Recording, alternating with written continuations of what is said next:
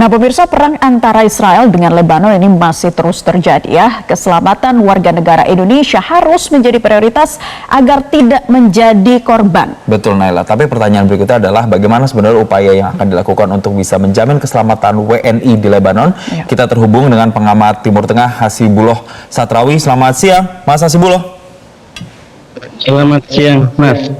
Baik, terima kasih telah bergabung bersama kami di Newsline. Mas Hasibullah, sebelum kita membahas bagaimana dengan nasib WNI yang ada di sana, saya mau kita berbicara soal bigger picture-nya dulu. Kalau Anda melihat sekarang serangan Israel ini eskalasinya di Lebanon, apakah Anda melihat ada upaya untuk kemudian memperluas lagi wilayah-wilayah invasi, tidak hanya di Gaza tapi juga di wilayah lainnya seperti Lebanon? Ya, sebenarnya kalau kita pahami dari pola konfliknya, ini kan sebenarnya bentuk solidaritas dari Hizbullah kepada Hamas yang ada di Palestina.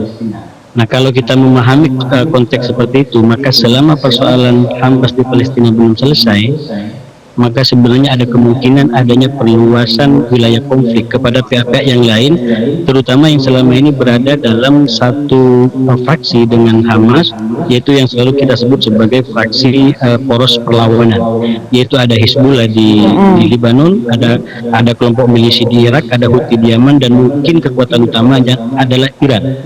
Nah, inilah yang sangat potensial untuk menjadi perluasan daripada konflik dan perang yang terjadi kalau, sekali lagi, kalau masing-masing pihak tidak kembali pada komitmen perdamaian, yaitu menyelesaikan konflik di Palestina atau menerima Israel sebagai realitas politik baru di Timur Tengah. Baik, Mas Hasibullah, jadi Anda melihat eskalasi ini kemungkinan akan terus meningkat. Bahkan Hizbullah sendiri menilai bahwa Israel berpeluang menyerang Lebanon. Apakah ada kemungkinan nantinya akan seperti Gaza, Lebanon? Bahkan ini yang beredar di media sosial saat ini.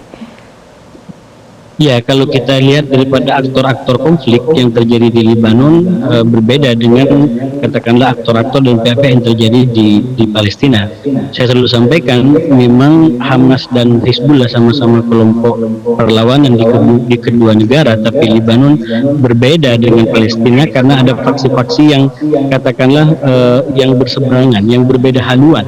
Ada kelompok-kelompok sekuler, ada bahkan kelompok-kelompok yang dari kelompok Kristen, dari kelompok non-muslim yang juga kuat di sana. Nah, ini yang saya bilang di Lebanon sekali lagi peta konfliknya jauh lebih cair, jauh lebih terbuka, dan mungkin itu akan menimbulkan sikap yang berbeda ketimbang Hamas di Palestina. Mas Hasibullah, melihat serangan yang terjadi saat ini, kemudian negara-negara Arab, negara Timur Tengah itu juga memberikan reaksi seperti Arab Saudi, Iran, Yordania, Qatar, Uni Emirat Arab, bahkan juga Mesir. Mereka mendesak agar Dewan Keamanan PBB untuk bisa mengecam pelanggaran kedaulatan Lebanon oleh Israel. Tapi akan seberapa signifikan upaya-upaya dari negara-negara di Timur Tengah ini?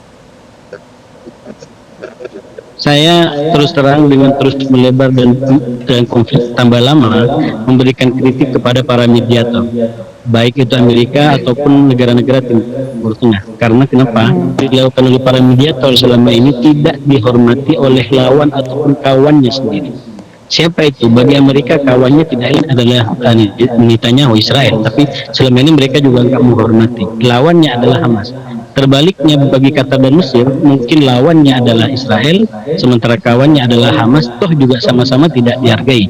Nah, oleh karena itu, menurut saya para mediator harus mulai menambah kapasitas dirinya, melibatkan para pihak yang jauh lebih kuat dan mungkin lebih didengar. Dalam konteks Lebanon, kita lihat ada masuk Perancis. Nah, kita harapkan dengan keterlibatan Perancis dan Eropa bisa membuat komposisi di Dewan. Oke. Mas Hasibullah, Mas Hasibullah sudah bisa terhubung lagi bersama kami? Iya.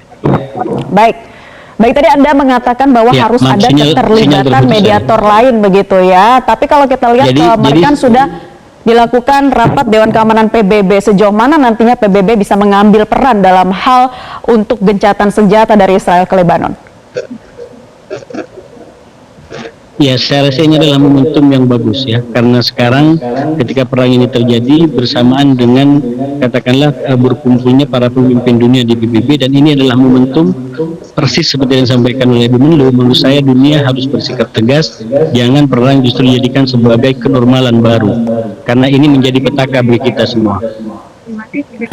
Oke, Mas Hasibulo, kita agak bergeser ke hal lainnya. Kita berbicara spesifik soal WNI yang ada di sana. Tadi pagi saya wawancara Dubes yang ada di Lebanon dan menyatakan sejauh ini memang tidak ada WNI yang menjadi korban di sana.